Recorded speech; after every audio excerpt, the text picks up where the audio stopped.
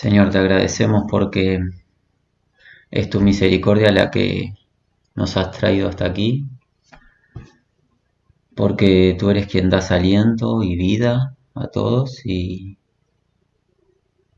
nos reúnes hoy en tu nombre para ser instruidos a través de tu palabra, la cual no contiene error, no varía y trae certeza a nuestras vidas. Gracias, Señor. Gracias porque te comprometiste a enseñarnos y lo haces a través de tu Espíritu. Y queremos ser enseñados por ti.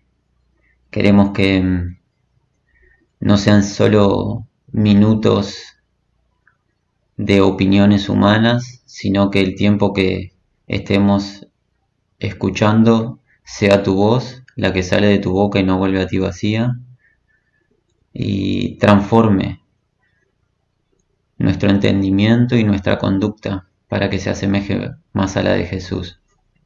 Lo pedimos en el nombre del Señor. Amén. Bien, hace 2 semanas que hemos comenzado con la doctrina de el nuevo pacto o la nueva alianza. Hemos considerado y declarado que Dios ha establecido un pacto de trato con el hombre. Dios es quien declara y establece parámetros concretos de relacionamiento con el ser humano. El ser humano no tiene participación en la declaración o la modificación de estos parámetros, simplemente los puede aceptar o rechazar y pagar las consecuencias de rechazar este pacto de gran beneficio para él, pero no está la posibilidad en las escrituras de que nosotros agreguemos instancias a este pacto. Dios es quien determina el cómo salvarnos, Dios es quien determina cómo nos vamos a relacionar con él. Hemos visto que todas las declaraciones que encontramos en los profetas, tanto Ezequiel como Jeremías, son todas de parte de Dios en primera persona del singular. El profeta Ezequiel, semanas anteriores, nos estuvo diciendo de que este es un pacto de purificación o de limpieza. Dios nos lava, nos limpia de nuestro estado de iniquidad, de nuestros ídolos, de toda acción que nos separe de Él. Dios nos limpia. Por eso declaramos que este es un pacto de purificación. Esta es una limpieza especial porque es una limpieza espiritual. Limpia el interior de nuestro ser, el cual está contaminado porque hemos nacido en estado de pecado. Dios, en su misericordia, a través de el derramar de la sangre de Jesucristo, nos purifica de toda iniquidad, pero además también el profeta nos dijo que nos purifica de nuestros ídolos, que es toda acción, personas, instancia en el universo que esté por delante de Dios en nuestra vida. Dios mismo se encarga de ser Él la prioridad para nosotros. Y eso lo hace a través de ¿qué? Bueno, de darnos un corazón sensible, un corazón de carne, quitando el corazón de piedra, el corazón insensible, el corazón que estaba ajeno a la voluntad de Dios, que no la comprendía, no la quería recibir ni practicar. Bueno, ahora Dios en este nuevo pacto, en esta nueva alianza, nos da un corazón de carne, un corazón que busca a Dios, que se agrada de las cosas de Dios y que incluso cuando ofende a Dios, ¿qué hace? Corre hacia Él para arrepentirse, para buscar la sanidad, la restauración, un nuevo hombre que es manifiesto a través del derramar del Espíritu Santo, porque en este nuevo pacto Dios derrama de su Espíritu sobre toda carne, a excepción del pacto anterior, si recuerdan, en el cual Dios ungía momentáneamente a ciertos individuos de la nación de Israel, por ejemplo reyes, por ejemplo profetas, y el cuerpo sacerdotal levita para ejercer el sacerdocio en el templo judío. Pero en este nuevo pacto, Dios derrama de su Espíritu sobre todo aquel que cree en Cristo Jesús, grande o pequeño, sin importar su posición. Dios bautiza a todos los integrantes del nuevo pacto con su Espíritu y lo hace de manera permanente, no intermitente, sino que el Espíritu es el sello, es la garantía de la salvación y ha venido para quedarse en cada uno de los individuos. Es la manera en la cual Dios mora a través en nosotros. Dios mora con su pueblo a través de su espíritu. Jeremías la semana pasada también nos estuvo hablando acerca del nuevo pacto, estuvo complementando, el contenido de la verdad. El profeta Jeremías nos estuvo declarando que este es un pacto de comunión o de compañerismo de Dios con nosotros, con los integrantes del nuevo pacto. Pero la comunión, el compañerismo, el tener algo común, debe ser comprendido que solamente se puede llevar a cabo a través de ¿qué? De la verdad. Pues este Dios es el Dios confiable, el Dios fiel, el Dios veraz, y no tiene compañerismo ni unión con la mentira. Es por eso que es fundamental en cuanto a la comunión recibir la enseñanza de Dios de parte de quienes, de los testigos dispuestos por el Señor soberanamente, aquellos que comieron y bebieron con Jesús, por 3 años le vieron ministrar y luego le vieron resucitado de entre los muertos, los apóstoles del Cordero. Juan nos estuvo enseñando que ellos tienen comunión con el Padre y con el Hijo y nos escriben los escritos que encontramos en lo que se conoce como la Biblia para que también nosotros tengamos comunión. No está permitido de parte de Dios una comunión en base a mi mente o razonamiento. Por ejemplo, disponer que yo voy a tener comunión con Dios a través del deporte, o a través de la música únicamente, o a través de experiencias místicas. Si todas esas experiencias no están acorde a la verdad de los apóstoles, esa comunión no es tal y es un acto de mi imaginación. Se debe de comprender que para tener compañerismo con Dios debemos estar inmersos en la verdad, pues Dios no tiene contacto con la mentira y Dios no es un Dios de confusión. Por eso es tan importante que consideremos la verdad y que no lo tomemos esto como un simple esparcimiento o como un simple pasar de tiempo, sino cuando la Iglesia de Jesucristo en cualquier región se congrega y la palabra de Dios es ministrada, debe ser tomada como voz de mando. La comunión con el Dios vivo es a través de la verdad y fuera de la verdad no hay compañerismo con Dios. Pues en Él no hay error ni mentira. La mentira proviene de su enemigo. Vimos que los testigos del Cordero son quienes testifican de la verdad, pero necesitamos una pieza clave que nos dé comprensión de la misma, la revelación. ¿Quién? El Espíritu Santo. Recuerden que dijo el profeta Jeremías, mejor dicho, el Señor a través de Jeremías, pondré mi ley en su mente, las escribiré en su corazón. Este es un nuevo pacto que no se escriben los mandamientos en tablas de piedra externas, sino que Dios graba su consejo en nuestro corazón. ¿Y cómo lo lleva a cabo eso? A través de su Espíritu únicamente. Únicamente. Lo glorioso de este pacto es que todo individuo está habilitado a conocer a Dios, porque Dios es quien se compromete a la enseñanza y no está en juego la capacidad del hombre, del prójimo que está recibiendo. No se trata del intelecto, no se trata del talento, no se trata del que quiere ni del que corre, se trata de Dios que tiene misericordia y alumbra el entendimiento, pues este es un pacto donde Dios alumbra el entendimiento del individuo. Nadie está capacitado para conocer a Dios, humanamente hablando, porque el hombre natural no puede percibir las cosas de Dios. Para él son locura, pues han de discernirse espiritualmente.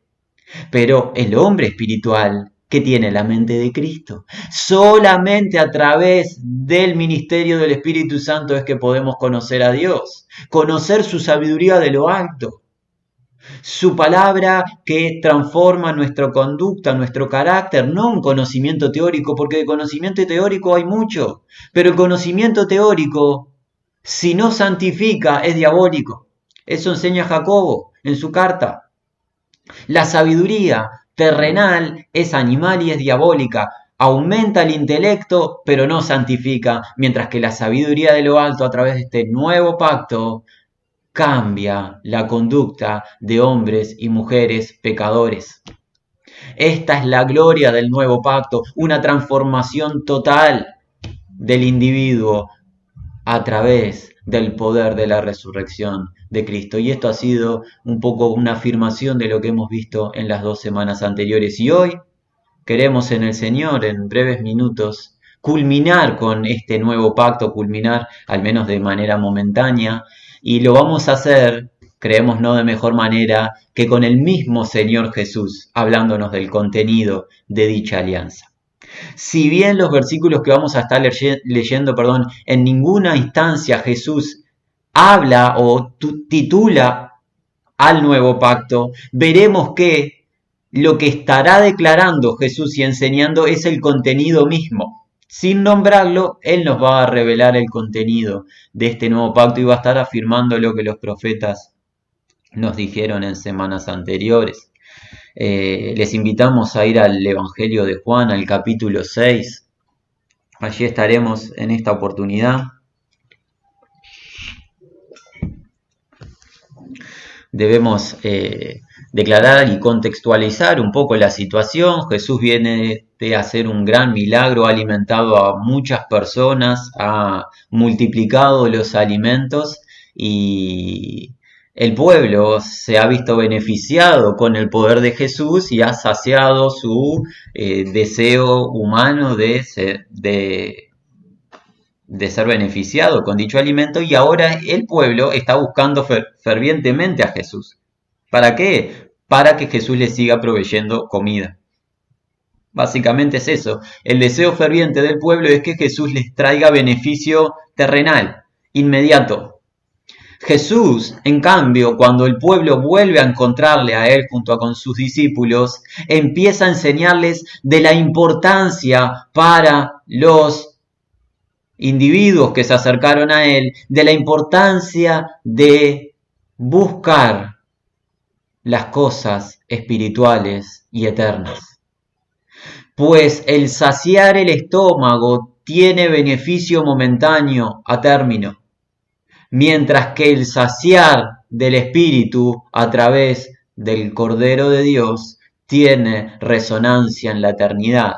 Jesús se encarga a estos individuos de aclararles de la importancia y necesidad de que busquen las cosas espirituales y que no se preocupen tanto por las cosas terrenales.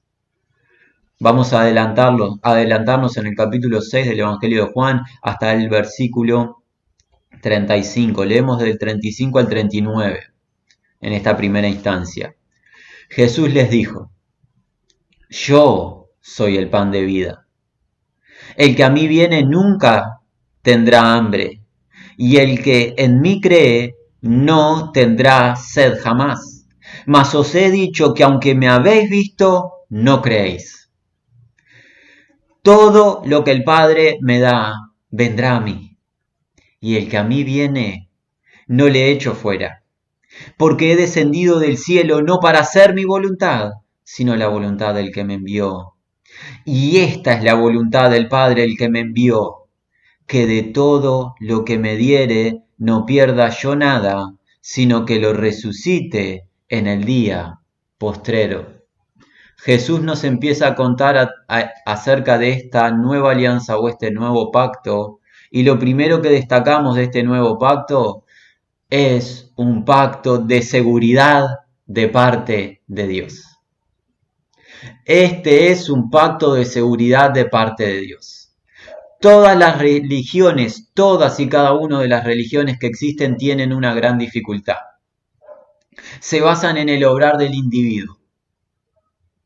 Y como todo individuo es imperfecto, su obrar acorde a dicho individuo imperfecto es. Cuando parte la persona de esta tierra, no hay garantía alguna de qué sucede con su alma. ¿Por qué? Porque el supuesto cielo que ofrecen las religiones debe ser ganado. Y nadie sabe si las obras hechas habrán alcanzado para obtener dicho galardón. La única y verdadera religión, la fe que es en Cristo Jesús, no se trata de obsequios, no se trata de virtudes del hombre, pues por las obras de la ley ninguna carne será justificada ante Dios. La salvación no depende del obrar del hombre. Por gracia habéis sido salvados. Si es gracia obsequio, no es obrar. Porque la obra merece retribución. Por ende ya no sería obsequio, es pago. Si es gracia, es obsequio, no hay obra. Este es un pacto de seguridad de parte de Dios, pues no depende de lo que hace el individuo, depende de lo que hace Cristo, y lo que hace Cristo es perfecto. Y eso trae garantía a aquellos que creen en Él, a diferencia de estos individuos que querían comer de la comida de Jesús pero no creían en Él. Los que creen en Jesús tienen la certeza y seguridad de la salvación garantizada. Y no importa sus debilidades, sus dificultades y las tormentas que atraviesen, la salvación yace en el que llama y no en el que recibe el llamado. La salvación no depende del individuo, depende de aquel que llama de manera eficaz. Este es un pacto de seguridad de parte de Dios. Este es un pacto que le dice al integrante y a aquel que ingresa por la fe en Cristo Jesús, está salvo, y eso trae paz y reposo a un alma sedienta. Este es un pacto de total garantía de parte de Dios. Escudriñemos un poco los versículos que acaba de proclamar el gran Rey, Jesucristo. En el versículo 37 Jesús dice, todo lo que me da el Padre vendrá a mí, y el que a mí viene no le echo fuera. Todo y cada uno debe ser comprendido la expresión de Jesús porque es la idea que hay en el original. Todo y cada uno de los que me da el Padre, ¿qué pasa con los que le da el Padre? Vienen al Hijo. Todos los que le da el Padre de individuos vienen al Hijo, sin excepciones. Es imposible que todos los individuos que el Padre le da al Hijo pase algo en el camino y no lleguen al Hijo. Imposible. Jesús declara de manera enfática, todos y cada uno de los que el Padre le da, vienen al Hijo. ¿Y qué pasa con los que vienen al Hijo? Y el que a mí viene, no le echo fuera. El gran Rey es un Rey único e inigualable y nos ha cautivado. ¿Por qué? Porque en nuestras incapacidades humanas somos muchas veces excluidos de grupos. Somos aceptados momentáneamente cuando supuestamente somos útiles. Y cuando dejamos de ser útiles, ya las personas que estaban a nuestro alrededor ya no nos aceptan, nos hacen a un lado o son indiferentes con nosotros. Este Rey no echa a nadie afuera. Este Rey no mira la condición socioeconómica, el aspecto, no mira ningún tipo de contexto de los integrantes del nuevo pacto, sino que todos y cada uno de los que han confiado en Él, le resguarda y les salva y no los echa fuera. Es por eso que Jesús es único e inigualable y no se compara a ningún otro. En el mundo, ciertamente, que somos echados fuera. Ciertamente que con la medida que va pasando el tiempo empezamos a ser desechables, descartables, ya no somos prioritarios. Al principio, generalmente en las relaciones humanas de la índole que sea, una persona pasa a ser muy agradable, pero con el paso del tiempo llegan nuevas personas y otros son más agradables y lo anterior hay que empezar a hacerlo a un lado. No es así para con Jesús. No es así para con Jesús. Y eso ha hecho que los que estamos hoy hablando nos convirtamos en sus seguidores. Porque es el único que jamás nos va a abandonar. Las personas alrededor son muchas veces momentáneas. Hoy están, mañana deciden acudir a otros lugares. Pero Jesús jamás abandonará a uno de los suyos. Jamás. Él permanece fiel. ¿Y saben qué es lo más hermoso de esta verdad?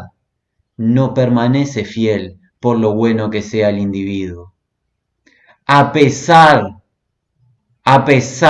de lo inicuo del individuo, Jesús permanece fiel, porque emana de su amor y no emana de las buenas virtudes del individuo. Todo lo que el Padre me da, dice Jesús, vendrá a mí, todo y cada uno. Y todo y cada uno que viene a mí, no le echo fuera. Porque he descendido del cielo, no para hacer mi voluntad, sino la voluntad del que me envió. ¿Y cuál es esa voluntad, Jesús? Esta es la voluntad del Padre, el que me envió. Que de todo lo que me diere, no pierda yo nada, sino que le resucite en el día postrero. El Padre ha obsequiado al Hijo, le ha obsequiado los predestinados, los escogidos, se los ha obsequiado, y el Padre ha tenido una voluntad para con el Hijo, cual que de todos los obsequios que le ha dado, los redimidos, el Hijo no pierda nada. La garantía de la salvación yace en que esta es la voluntad de Dios, que ninguno se pierda.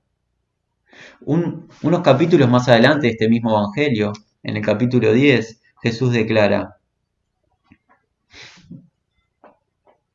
en el versículo 27, mis ovejas oyen mi voz, y yo las conozco y me siguen.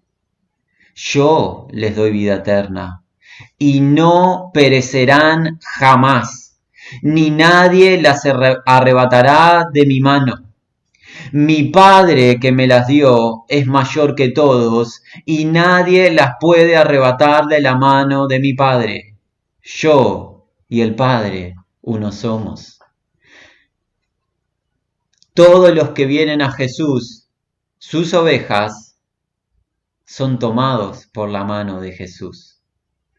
Y nadie, ninguno, ni fuerza humana, ni fuerza angelical, ni ningún tipo de fuerza existente tiene la habilidad o capacidad de quitarle una oveja de la mano de Jesús, ni de la mano del Padre. Es interesante que Jesús hable que nadie le puede quitar a él una oveja, ni nadie le puede quitar al Padre una oveja.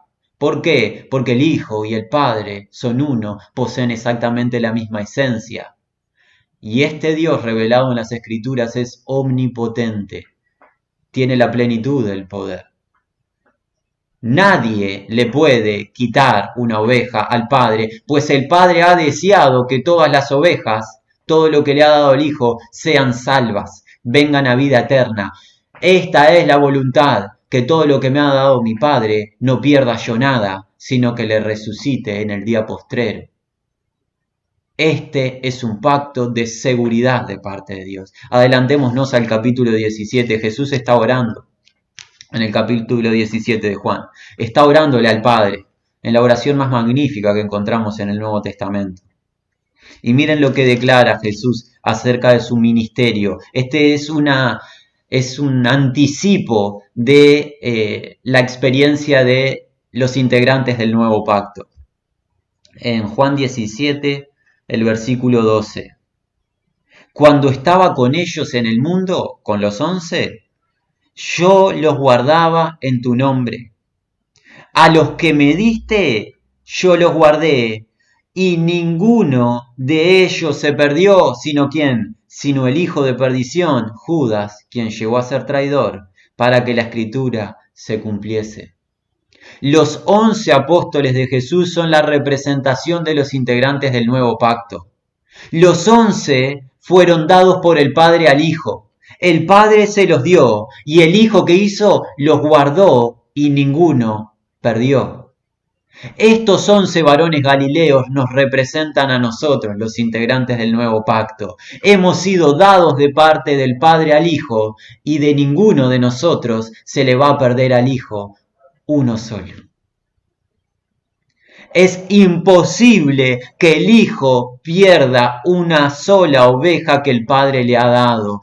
Afirmamos, este es un pacto de seguridad de parte de Dios. Y Pablo lo resume en el libro de Romanos en un pasaje ya conocido por nosotros, en el capítulo 8, versículos 38 y 39. Por lo cual, estoy seguro de que ni la muerte, ni la vida, ni ángeles, ni principados, ni potestades, ni lo presente, ni lo porvenir, ni lo alto, ni lo profundo, ni ninguna otra cosa creada nos podrá separar del amor de Dios que es en Cristo Jesús, Señor nuestro. Hemos cubierto el primer aspecto del nuevo pacto que Jesús nos enseña en el capítulo 6 de Juan. Pacto de seguridad de parte de Dios. Volvamos a Juan al capítulo 6. Vamos ahora a leer el versículo 40.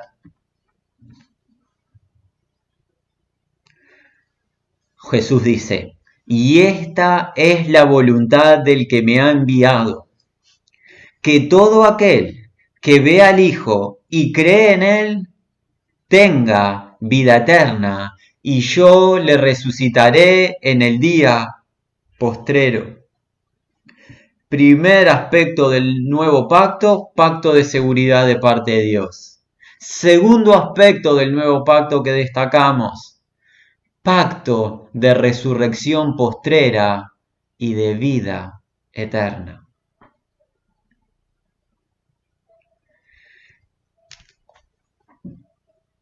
Jesús, a través de su ministerio, sacó a luz la vida y la inmortalidad.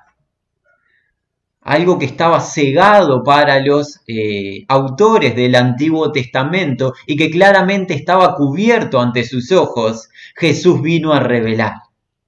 Jesús vino a revelarnos acerca de la inmortalidad de los integrantes del nuevo pacto y la resurrección de los mismos.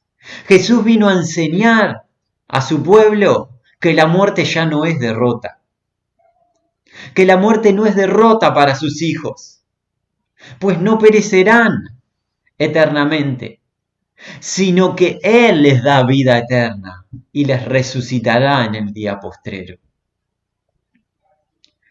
Jesús, a través de este nuevo pacto, vino a hacer lo que es imposible al hombre: vencer la muerte, el enemigo más feroz. Jesús le enseñó a una amiga en el capítulo 11 de este mismo evangelio. Esta mujer llamada Marta estaba padeciendo profundamente el fallecimiento de su hermano Lázaro.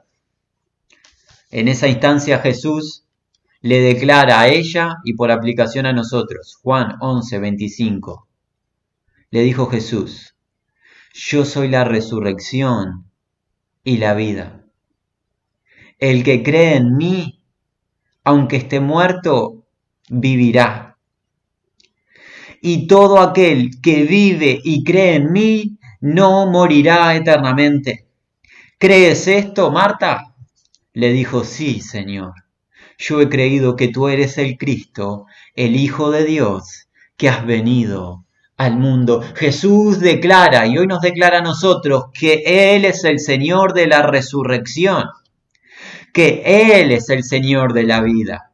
¿Qué significa ser Señor? Aquel que tiene la autoridad de la resurrección, la autoridad de otorgar vida. Y es a través de la confianza en Él que las personas gozarán de vida eterna, y fuera de Él no hay instancia terrenal que provea vida eterna. No hay capacidad, no hay fuerza, no hay recursos que nos provean de vida eterna, solamente la fe en Cristo Jesús.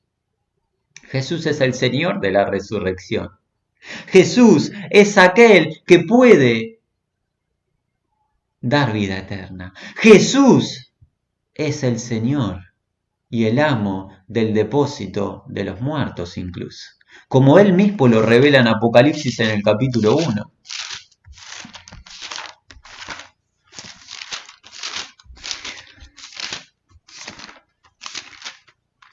En Apocalipsis capítulo 1, versículo 17, Juan dice: cuando le vi, caí como muerto a sus pies. Y él puso su diestra sobre mí diciéndome, no temas. Yo soy el primero y el último, y el que vivo y estuve muerto, mas he aquí que vivo por los siglos de los siglos. Amén.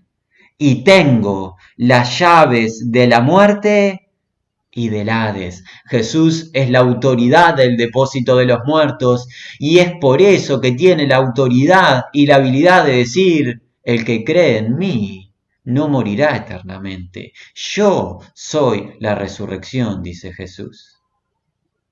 Yo soy la resurrección, y aquí es donde empiezan las preguntas en nuestra mente para aquellos que aún no han confiado en Jesucristo. Amigo y amiga, ¿qué hay en este universo que a ti te dé vida eterna? ¿Dónde está tu confianza? Familia, matrimonio, hijos, trabajo. ¿Dónde depositas tu confianza? Todas esas instancias y todas las que se te ocurran nombrar no pueden darte vida eterna. La vida eterna proviene de Jesús, únicamente, únicamente. Esta vida eterna sucederá y sin excepciones es proclamada por ejemplo, el apóstol Pablo en Primera de Tesalonicenses. En el capítulo 4, Pablo nos habla acerca de la resurrección de los santos. A partir del versículo 15. Por lo cual os decimos esto en palabra del Señor, que nosotros que vivimos, que habremos quedado hasta la venida del Señor, no precederemos a los que durmieron. Porque el Señor mismo, con voz de mando, con voz de arcángel y con trompeta de Dios descenderá del cielo, y los muertos en Cristo resucitarán primero. Luego nosotros los que vivimos, los que hayamos quedado, seremos arrebatados juntamente con ellos en las nubes para recibir al Señor en el aire, y así estaremos siempre con el Señor. Por tanto, alentaos los unos a los otros con estas palabras. Conforme sucedió con Lázaro, sucederá con los hijos de Dios. El Señor con el poder de su palabra le dijo, Lázaro, ven fuera. Y aquel individuo que no tenía vida pasó de muerte a vida y volvió a estar entre los vivos y anduvo entre los moradores de la tierra 2000 años atrás. Hablamos de Lázaro. Lo que experimentó Lázaro es un anticipo de la resurrección de entre los muertos, cuando Jesús, con el poder de su palabra, haga despertar a aquellos que pasaron a la presencia del Señor. Cuando hablamos de despertar, hablamos de pasar de ese estado de experiencia espiritual en el Señor, ¿a qué estado? Al estado de gloria eterna. Pues debemos de comprender que una vez que un hijo de Dios parte de esta tierra y parte a la presencia del Señor, no se declara como la resurrección aún, pues aún no ha recibido el cuerpo glorificado, sino que la experiencia que atraviesa es una experiencia espiritual en la presencia del Señor. Pero en el día que Jesús lo determine en su retorno, a través del poder de su palabra, ¿qué va a suceder? Seremos revestidos de gloria y los hijos de Dios, los integrantes del nuevo pacto, resucitarán con un cuerpo nuevo y glorificado, como lo enseña el apóstol Pablo en su primer carta a los Corintios. Vayamos a 1 Corintios capítulo 15.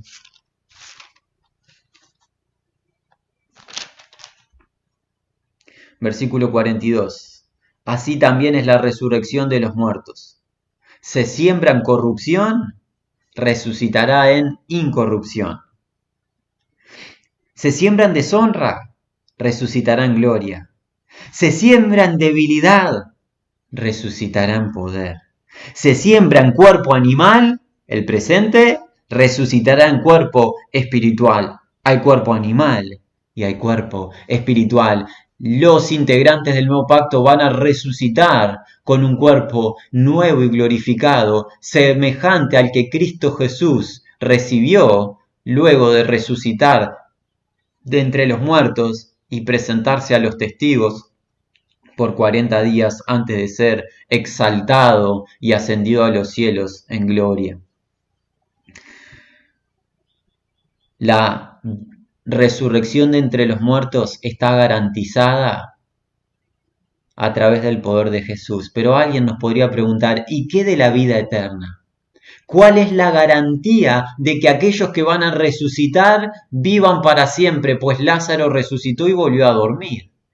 ¿Cuál es la garantía de la vida eterna? Esa sería una pregunta muy válida si alguien la formula. Quedémonos aquí en el capítulo 15 de Corintios, pero vayamos unos versículos para atrás. A partir del versículo 20 leemos. Mas ahora Cristo ha resucitado de los muertos, primicia de los que durmieron es hecho. Porque por cuanto la muerte entró por un hombre, también por un hombre la resurrección de los muertos. Porque así como en Adán todos mueren, también en Cristo todos serán vivificados, pero cada uno a su debido orden. Cristo, las primicias, luego los que son de Cristo en su venida, luego el fin cuando entregue el reino al Dios y Padre, cuando haya suprimido todo dominio, toda autoridad y potencia, porque preciso es que Él reine hasta que haya puesto a todos sus enemigos debajo de sus pies. Y el postrer enemigo que será destruido es la muerte. La vida eterna está garantizada en Cristo Jesús, pues este gran rey no solo destruye al enemigo Satanás, no solo destruye a su ejército celestial caído, fiel a Satanás, no solo destruye el pecado, sino que destruye, derrota la muerte. Y eso está revelado en el libro de Apocalipsis por Juan el apóstol en el capítulo 20. Lo vio con sus propios ojos en la revelación que el Señor le dio. Apocalipsis 20, 14. ¿Qué dice Juan? Y la muerte y el Hades fueron lanzados al lago de fuego. Esta es la muerte segunda. La muerte no se enseñorea más de los hijos de Dios, pues el Señor ha destruido la muerte, ha quitado su poder, y la muerte y el Hades, el depósito de los muertos, serán lanzados en el lago de fuego. Este es un pacto de resurrección postrera y de vida eterna, y es Jesús quien ha sacado a luz la vida y la inmortalidad, como lo enseña Pablo en 2 de Timoteo, capítulo 1, versículo 10. Pero que ahora ha sido manifestada por la aparición de nuestro Señor, de nuestro Salvador, Jesucristo, el cual quitó la muerte y sacó a luz la vida y la inmortalidad por el Evangelio, del cual yo fui constituido predicador apóstol y maestro de los gentiles. Bueno, hemos cubierto el segundo aspecto del nuevo pacto que encontramos allí en Juan en el capítulo 6. Pacto de resurrección postrera, pacto de vida eterna. Volvamos a Juan, al capítulo 6.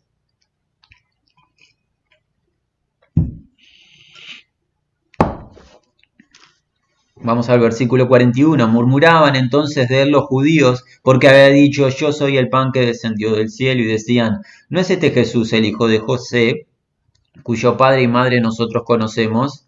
¿Cómo pues dice este, del cielo he descendido? Jesús respondió y les dijo, no murmuréis entre vosotros. Ninguno puede venir a mí si el Padre que me envió no le trajere, y yo le resucitaré en el día postrero. Escrito está en los profetas, serán todos enseñados por Dios. Así que todo aquel que oyó al Padre y aprendió de él, viene a mí. Este es un pacto con el Padre y con el Hijo. Escrito están los profetas, ¿en cuáles? Bueno, por ejemplo en Jeremías, la semana anterior nos estuvo diciendo que ninguno enseñará más a su prójimo diciendo conoce al Señor porque todos me conocerán, ¿verdad? Y aquí Jesús dice, escrito están en los profetas, serán todos enseñados por Dios. Así que todo aquel que oyó al Padre y aprendió de él, viene a mí. Este es un pacto con el Padre y con el Hijo porque es imposible conocer a Dios fuera de Jesucristo. No hay nada para el ser humano en Dios fuera de Jesucristo. No hay nada para conocer, no hay nada para experimentar. Jesucristo es la máxima revelación de Dios. Jesucristo es el medio por el cual Dios nos habla, y fuera de Jesucristo no hay experiencia alguna con Dios. Alguna persona declara que tiene experiencia con Dios a través de la creación misma. Se conecta con la creación y está en contacto con Dios. Otros declaran que tienen conocimiento de Dios y compañerismo con Dios por el deporte. Experimentan y practican el deporte, tienen contacto, conocimiento con Dios. Otro a través de religiones, acciones, buenas dádivas. Ninguno de esos casos es correcto. La única manera de tener contacto con Dios real es a través de Jesucristo, pues fuera de Jesucristo no hay nada que podamos saber de parte de Dios.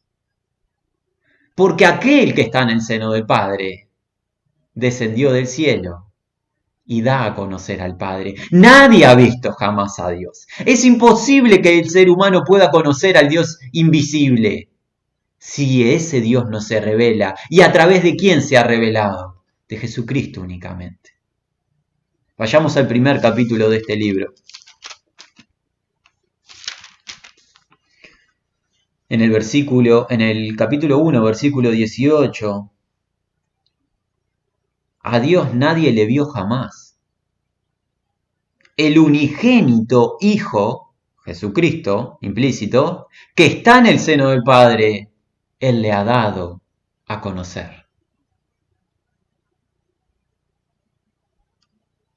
Amigo, amiga, si crees que tienes comunión con Dios fuera de Jesucristo es un error grave y eso es un camino de muerte. Porque hay un solo camino al Padre, Jesucristo. Fuera de Jesucristo no hay camino al Padre, no hay camino a la vida eterna, no son muchos los caminos a la vida eterna. Y cada uno lo transita como entiende conveniente. Eso es una mentira flagrante que el ser humano ha inventado. Hay un solo camino, se llama Jesucristo. Todo aquel que cree en dicho camino y en dicho nombre gozará de gloria eterna, y todo aquel que rehúsa creer va a experimentar la ira de Dios sobre su propia cabeza. No hay otro anuncio para declarar. Esta es la verdad del Evangelio. El unigénito Hijo de Dios ha descendido del seno del Padre para revelar lo que Dios nos quiere contar. Y si Él no lo revela, ¿cómo el ser humano puede saber lo que Dios quiere contar? ¿A través de sueños, experiencias místicas? Quizás. No, eso es un error. Es imposible conocer a Dios fuera de Jesucristo. Jesucristo ha descendido del cielo para que conozcamos a Dios. Solamente lo podemos conocer a través de Jesucristo. Fuera de Jesucristo a Dios no le conocemos y estamos apartados de su gloria. En el libro de Colosenses, Pablo nos dice, en el capítulo 1,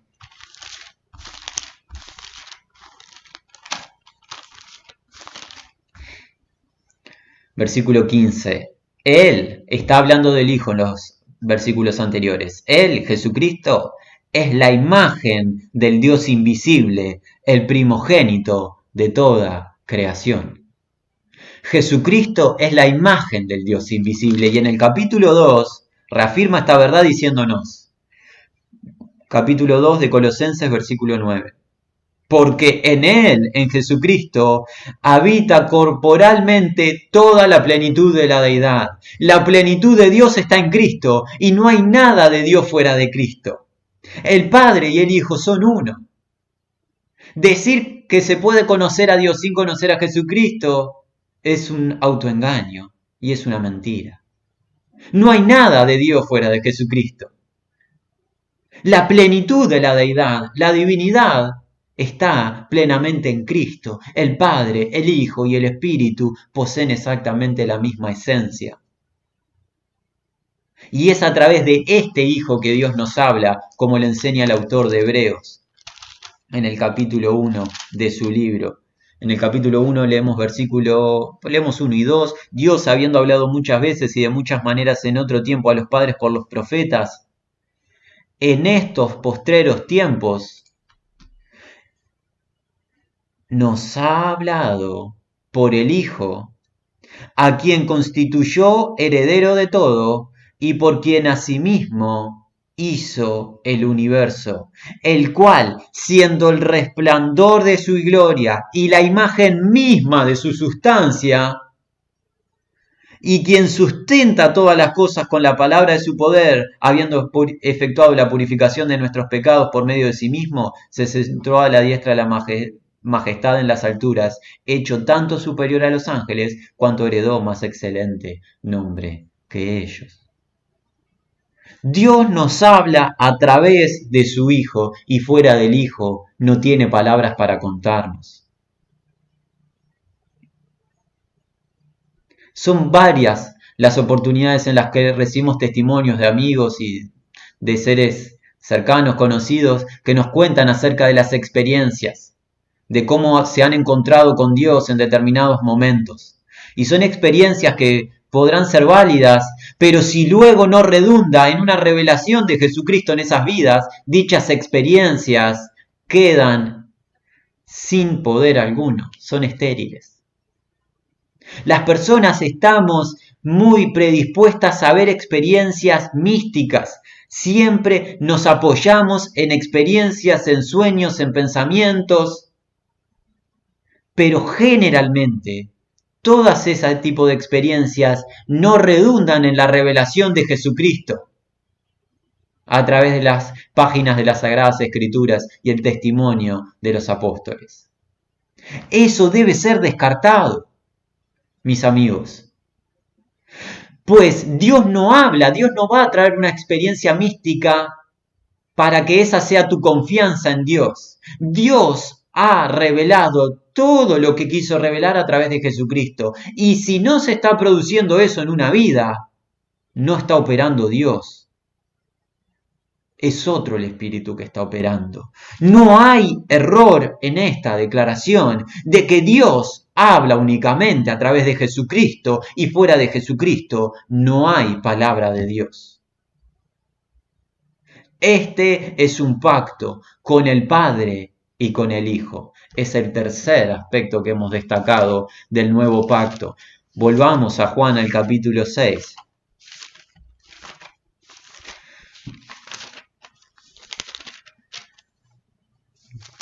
Demos una lectura un poco ágil.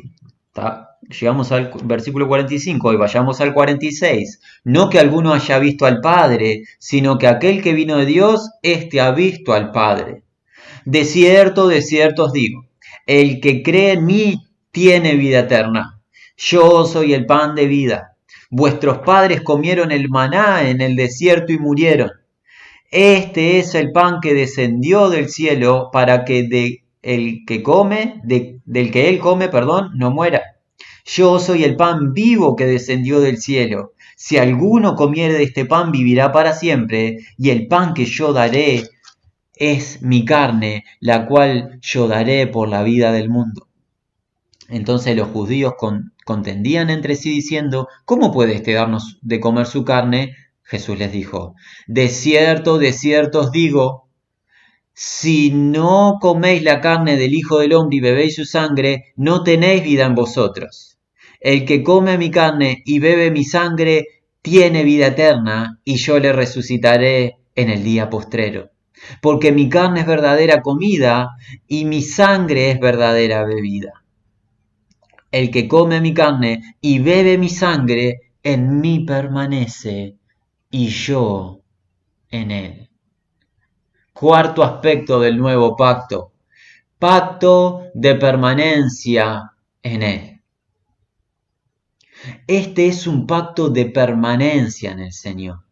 Porque muchas personas consideran que llegan al conocimiento de la verdad a través de la reiteración de una oración, a través de una campaña de evangelización y acudir a algún estadio o a algún evento, y que en esa oportunidad vienen a salvación y luego pueden continuar su camino, su vida, sin contacto alguno con Dios. No es lo que está revelado en las Sagradas Escrituras. El nuevo pacto es un pacto de permanencia en él. Los que ingresan al nuevo pacto permanecen en él hasta el último día que están en la tierra. No llegan por un tiempo y luego desaparecen. Los verdaderos integrantes del nuevo pacto, los verdaderos redimidos, los predestinados para salvación, sin excepciones permanecen hasta el último día que están en la tierra, permanecen en el Señor, permanecen en fe, fidelidad y obediencia a Él. A pesar de las luchas, de los tropiezos y de las tormentas, permanecen en Él, pues Dios los lleva adelante. Todo aquel que llega por un tiempo y luego desaparece, jamás ingresó al nuevo pacto. Jamás fue uno de los obsequios que el Padre le dio al Hijo. Jamás fue una oveja del rebaño. Las verdaderas ovejas permanecen en el rebaño del buen pastor siempre. Este pacto no es un pacto como el romance de jóvenes o de adolescentes de verano. 2 meses o 3 meses y luego, si te he visto, no te recuerdo. Este es un pacto de permanencia de parte de aquellos que ingresan. Y la permanencia no depende de ellos, depende íntegramente de Dios. Y esta es la gloria del nuevo pacto. No está en nosotros el poder permanecer hasta el último día, pues no podríamos permanecer ninguno de nosotros, no nos darían la fuerza, sino que es Dios mismo que se encarga de hacernos permanecer hasta el fin. El Señor Jesús, hablando de la urgencia y necesidad de la permanencia en Él, nos enseña en el capítulo 15 de este mismo Evangelio.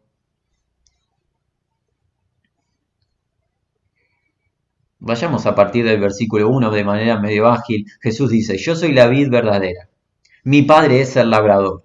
Todo pámpano que en mí no lleva fruto lo quitará. Todo aquel que lleva fruto lo limpiará, para que lleve más fruto. Ya vosotros estáis limpios por la palabra que os he hablado. Permaneced en mí. Permaneced en mí. ¿Y qué? Y yo en vosotros. Como el pámpano no puede llevar fruto por sí mismo si no permanece en la vid, así tampoco vosotros si no permanecéis en mí. Yo, Jesús, soy la vid. Vosotros, integrantes del nuevo pacto, los pámpanos. El que permanece en mí y yo en él, éste lleva mucho fruto, porque separados de mí, nada podéis hacer. El que en mí no permanece será echado en el fuego como pámpano y se secarán y los recogen y los echan en el fuego y arden. Esta es una de las expresiones más contundentes de Jesús acerca del fin de aquellos que llegan a Jesús y luego se apartan de Jesús pues nunca fueron de Jesús. ¿Cuál es el fin de aquellos individuos? El lago de fuego. La referencia es clara y concreta. Los verdaderos hijos de Dios llegan a Jesús para permanecer en Jesús, no para partir de Jesús. Si hay algo que manifiesta a un hijo de Dios es que llega a Jesús y cada día se aferra más a Él. No cada día se aleja más de Él. Cada día más se aferra porque sabe que es solamente Jesús el que lo sostiene. Es solamente Jesús su gloria. Es solamente Jesús su salvación. Y fuera de Jesús ese individuo no tiene nada en esta vida, ni en el porvenir. A quien se le alumbra quién es Cristo, lo único que hace es correr hacia Él constantemente. Y fuera de Jesús, nada tiene. Aquellos que llegan para desaparecer serán echados en el fuego que arde. Si permanecéis en mí y mis palabras permanecen en vosotros, pedid todo lo que queréis y os será hecho. En esto es glorificado mi Padre, en que llevéis mucho fruto y seáis así mis discípulos. Como el Padre me ha amado, así también yo os he amado. Permaneced en mi amor. Si guardareis mis mandamientos, permaneceréis en mi amor, así como yo he guardado los mandamientos de mi Padre, y permanezco en su amor. Estas cosas os he hablado para que mi gozo esté en vosotros y vuestro gozo sea cumplido. Este es mi mandamiento, que os améis unos a otros, como yo os he amado. Nadie tiene mayor amor que este, que uno ponga su vida por sus amigos. ¿Vosotros sois mis amigos? Si hacéis lo que yo mando. La permanencia en el amor del Señor está relacionada con la obediencia al Señor. Este es un pacto de permanencia en fe, fidelidad y obediencia. No puedo permanecer en el amor del Señor sin obedecerle al Señor. Pues obedecerle es amarle. ¿Y qué debo obedecer de ti, Señor? Esto es lo que te mando. Que ames a todos y cada uno de mis hijos. Porque el verdadero amor es el cumplimiento de toda la ley de Dios. Porque en amar a Dios con todo mi corazón, alma, mente y fuerza, junto con amar a mi prójimo como a mí mismo, cubre todos y cada uno de los mandamientos de Dios. El amor no hace daño al prójimo. ¿Quiero saber cómo estoy en Cristo? Tengo que verificar cómo amo. Si no amo, debo de preguntarme qué está sucediendo, si es que el espíritu se ha contristado. Pacto de permanencia. Y aquí es donde empieza el nerviosismo, porque Jesús ha hablado de que hay que obedecerle, de que hay que guardar sus mandamientos. Y de esa manera permaneceremos en él. Y aquí alguien podría decir, bueno, hermanos, yo estoy con luchas, he tropezado, tengo dificultades, me parece que no he permanecido, estoy descartado. Hemos dicho, la permanencia no depende de nosotros, depende del autor del pacto. Como lo enseña el autor de Hebreos en su último capítulo, Hebreos 13. Permaneceremos en fe, fidelidad y obediencia por él y no por nuestras propias fuerzas. 13, 20 y 21. Y el Dios de paz, que resucitó de los muertos a nuestro Señor Jesucristo, el gran pastor de las ovejas, por la sangre del pacto eterno, este nuevo pacto, este pacto sobre mejores promesas, os haga aptos en toda obra buena para que hagáis su voluntad, haciendo Él en vosotros lo que es agradable delante de Él por Jesucristo, al cual sea la gloria por los siglos de los siglos. Amén. Comprendamos, hermanos. Quien produce la obediencia, quien produce la santidad, quien produce la permanencia, no es el individuo, es el mismo Dios que llama a través de Jesucristo. Está garantizado que los integrantes del nuevo pacto permanezcan en fe, fidelidad y obediencia, pues no depende de ellos, depende de aquel que los llamó. Él hace en nosotros toda obra buena. Él produce el querer y el hacer por su buena voluntad. Él es quien nos lleva hasta el final del camino. Judas, no el traidor, sino el apóstol, nos dice en su carta, la carta de Judas es muy fácil de encontrar, es el libro previo al Apocalipsis, el penúltimo libro que tenemos en las Escrituras. En el versículo 24, y aquel que es poderoso para guardaros sin caída y presentaros sin mancha delante de su gloria con gran alegría, al único y sabio Dios, nuestro Salvador, sea la gloria, majestad, imperio y potencia, ahora y por todos los siglos. Amén. Notemos, la adoración del apóstol, ¿a quién es? ¿Al individuo? No. ¿Qué poder destaca el apóstol? ¿El nuestro? No. Aquel que es poderoso, entiéndase, aquel que tiene la habilidad o capacidad para guardarles sin caída y presentarles sin mancha delante de sí mismo. Quien nos lleva al estado de gloria es el que nos llama, no nos presentamos nosotros mismos en gloria. La gloria del nuevo pacto es la certeza y garantía de que todos los que ingresan culminan en gloria eterna.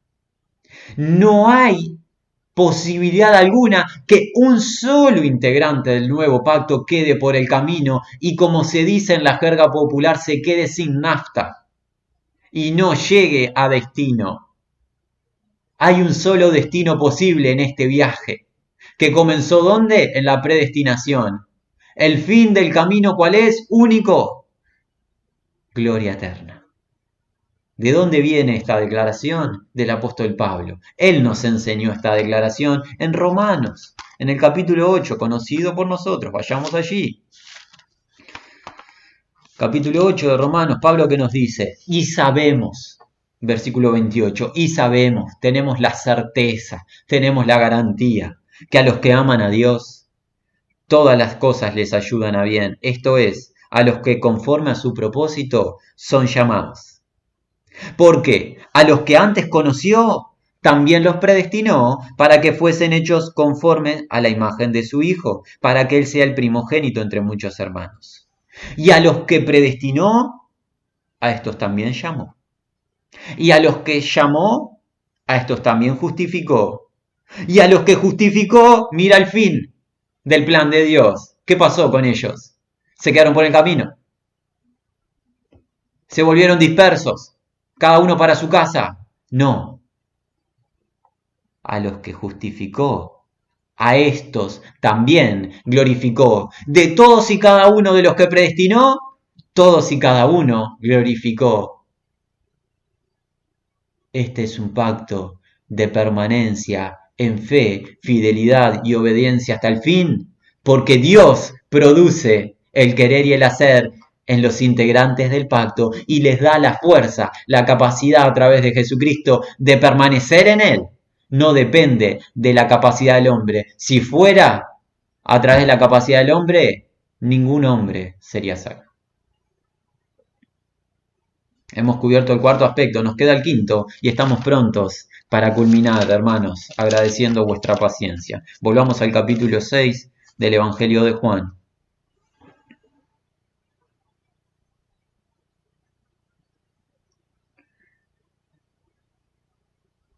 Hoy llegamos hasta el versículo 56, fue el último que habíamos leído. Vayamos al 57. Como envió el Padre viviente, y yo vivo por el Padre, asimismo el que me come, él también vivirá por mí.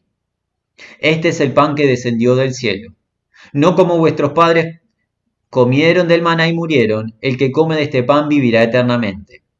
Estas cosas dijo en la sinagoga enseñando en Capernaum. Al oírlas, muchos de sus discípulos dijeron, dura es esta palabra. ¿Quién la puede oír? Sabiendo Jesús en sí mismo que sus discípulos murmuraban de esto, le dijo, ¿esto os ofende? Pues ¿qué si vierais al Hijo del Hombre subir a donde estaba primero? El Espíritu es el que da vida. La carne para nada aprovecha. Las palabras que yo os he hablado son espíritu y son vida. Pero hay algunos de vosotros que no creen, porque Jesús sabía desde el principio quiénes eran los que no creían y quién le había de entregar. Y dijo, por eso os he dicho que ninguno puede venir a mí si no le fuere dado del Padre. Desde entonces muchos discípulos volvieron atrás y ya no andaban con él. Dijo entonces Jesús a los 12, ¿queréis acaso iros también vosotros? Le respondió Simón Pedro, Señor, ¿a quién iremos? Tú tienes palabras de vida eterna y nosotros hemos creído y conocemos que tú eres el Cristo, el Hijo del Dios viviente. Este es un pacto en el Espíritu, Espíritu que vivifica.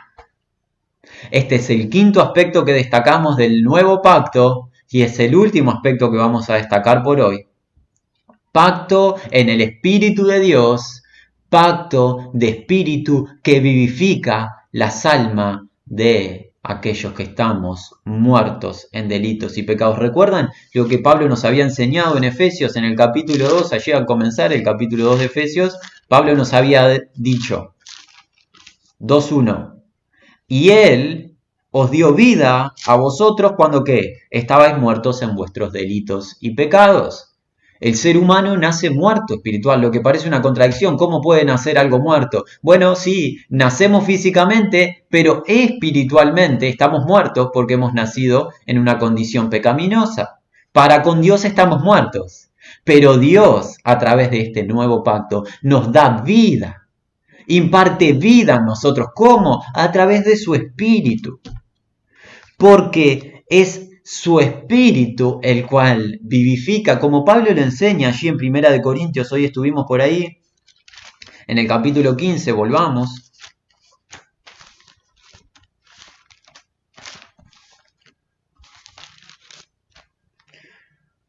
Capítulo 15, versículo 45. Así también está escrito, fue hecho el primer hombre Adán, alma viviente. El postrer Adán, Cristo, ¿qué? Espíritu vivificante. Jesucristo a través de su espíritu vivifica la vida de los muertos espirituales. Como la profecía del valle de los huesos secos. El Espíritu de Dios es el que produce vida en donde no la hay. Este es un pacto en el Espíritu y fuera del Espíritu no hay vida. No importa cuán saludable sea el individuo, cuánta actividad diaria tenga, si no es derramado el Espíritu de Dios, no hay vida espiritual. Y esa persona está absolutamente cegada a la verdad de Dios, está totalmente entenebrecido. Su conocimiento no puede percibir ni conocer a Dios. Solamente podemos ser vivificados a través del Espíritu de Dios. Y aquel que no recibe el Espíritu de Dios no es de Él, como le enseña Pablo. En 2 Corintios, Pablo dice en el capítulo 3... Sí, en 2 Corintios capítulo 3, Pablo dice, a partir del versículo 4, y tal confianza tenemos mediante Cristo para con Dios, no que seamos competentes por nosotros mismos para pensar algo como nosotros mismos, sino que nuestra competencia proviene de Dios, el cual asimismo nos hizo ministros competentes de un nuevo pacto, no de la letra, sino que del Espíritu, porque la letra mata, mas el Espíritu vivifica. Las palabras que yo os he hablado, dijo Jesús, son espíritu y son vida. El Espíritu de Dios vivifica. El Espíritu de Dios nos da vida en abundancia. ¿Y el Espíritu qué es? La verdad misma. El Espíritu ha venido a guiarnos a toda la verdad. No trae consigo error el Espíritu. Y este es el quinto aspecto del nuevo pacto. Hemos cubierto en esta oportunidad, a través de las palabras de Jesús, 5 verdades de su obrar, 5 verdades que comprende el nuevo pacto. Este es un pacto de seguridad de parte de Dios total. Todos y cada uno de los que ingresan a dicho pacto tienen la garantía que no se van a perder. Está garantizada la salvación, nada ni nadie puede hacer que un integrante del nuevo pacto sea quitado del mismo. Es imposible. No hay nada ni nadie que le quite una oveja de la mano del Señor. Y además el Señor a nadie echa fuera. Hemos visto que este es un pacto de resurrección postrera y de vida eterna. El Señor de la resurrección proclamará con el poder de su voz y los muertos van a resucitar y los va a coronar de gloria con un cuerpo nuevo, glorificado, semejante al de Él, y gozarán de vida eterna, pues Jesucristo ha destruido la muerte y va a lanzar el depósito de los muertos en el lago de fuego para siempre. Gloria y vida eterna, resurrección gloriosa, a través del nuevo pacto únicamente por Jesús. Este que más es un pacto con el Padre y con el Hijo. Pues no hay manera de tener compañerismo, comunión con Dios, fuera de Jesucristo. No hay manera de conocer a Dios fuera de Jesucristo. Conocer a Jesucristo es conocer a Dios. No tener al Hijo es no tener a Dios, porque esta es la vida eterna, Padre, que te conozcan a ti y a quien tú has enviado, Jesucristo. Este es un pacto de permanencia en Él, en fe, fidelidad y obediencia. Permanencia que no está apoyada en los integrantes del pacto, sino que está apoyada en el poder de Dios, pues Él es quien permite que permanezcamos hasta el fin y que lleguemos firmes en confianza en Él mismo, y Él nos va a presentar ante su propia presencia irreprensibles. Toda la gloria es para Él. Este es un pacto en el espíritu vivificante, aquel que le da vida a los muertos espirituales. Nada hay en el universo que vivifique a un muerto espiritualmente, hablando. Solamente el Espíritu de Dios. Conforme nos vamos acercando al final de estos encuentros acerca de las doctrinas que comprenden la salvación de Dios para el ser humano, hemos titulado dichos encuentros de esa manera, convencidos de que la salvación se encuentra totalmente en las manos de Dios. Y el ser humano lo único que hace es recibirla como obsequio sin su participación. Creemos que hasta aquí, en lo que ha sido exhibido, no hay parte nuestra. Es nuestro ruego que todo aquel amigo o amiga que nos pueda estar escuchando se vuelva hoy con un corazón sincero al Señor. Deposite su confianza en Él, pues no habrá otro que le suministre de este nuevo pacto. No habrá otra sangre derramada para sellar otro pacto. No habrá otro pacto vigente. No habrá otra manera de ser salvo. Esta es la verdad de Dios. Este es el único medio que Dios ha establecido para la salvación de nosotros, la raza caída. Y fuera de esto, por más buena intención que haya, no habrá salvación perdurable. Alentamos a todos y cada uno de los que nos acompañen a que no tomen en vano esto. Y que estas palabras que han sido emitidas por varones pasajeros no sean consideradas como palabras de hombres, sino como palabra que ha salido de la boca del Dios vivo. Y ese Dios vivifica la vida de los oyentes que confían en Jesús. Y esa es nuestra súplica, Padre, que te muestres con poder salvador, trayendo vida a cada uno de los oyentes. Todos aquellos que en distintas regiones puedan escuchar tu palabra y la proclamación de tu evangelio, de este mensaje de poder tuyo, suplicamos, Señor, que tú les guíes al arrepentimiento y a la fe que es en Cristo Jesús y puedan gozar de la gloria de la vida eterna que tú provees, Señor. Gracias porque entendemos que este es un obsequio.